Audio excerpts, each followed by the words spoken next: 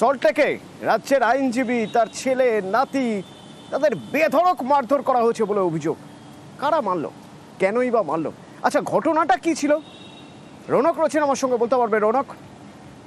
একেবারে গতকাল সল্টলেকের একে ব্লকের এই রাজ্যের আইনজীবী জেনেম নয়, তার ছেলে গাড়ি আনতে যাচ্ছিলেন এবং সেখানেই তার ছেলেকে ঘিরে ধরেন একজন এসআই, যাদের বিরুদ্ধে অভিযোগ, এবং একজন সিভিক পুলিশ। লাগাতার জিজ্ঞাসাবাদ করে কোথা থেকে এসছেন, কোথায় যাচ্ছেন, কি কারণে যাচ্ছেন। তারপরেই তাদের দুজনের মধ্যে বচসা শুরু হয় এবং যাদের অভিযোগ তার ছেলেকে ঘুষি মারে।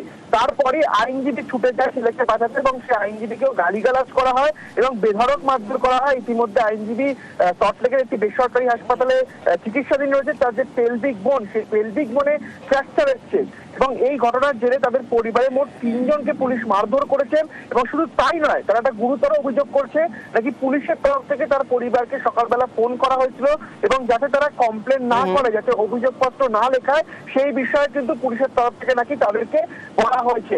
সেক্ষেত্রে তাদের অভিযোগ, দীর্ঘদিন এই একে ব্লকের এই জায়গাতে পুলিশ দাঁড়িয়ে থেকে টাকা তোলে এবং বেশ কিছু জায়গায় বিনা কারণে ফাইন করে এবং সেইগুলো প্রতিবাদ করতে গিয়েই হয়তো গতকাল এই আইনজীবীর ছেলেকে এরকম আক্রান্ত হতে হলো এবং এখনো কিন্তু গুরুতর অবস্থায় চিকিৎসাধীন রয়েছে সেই রাজ্যের আইনজীবী বেসরকারি হাসপাতালে।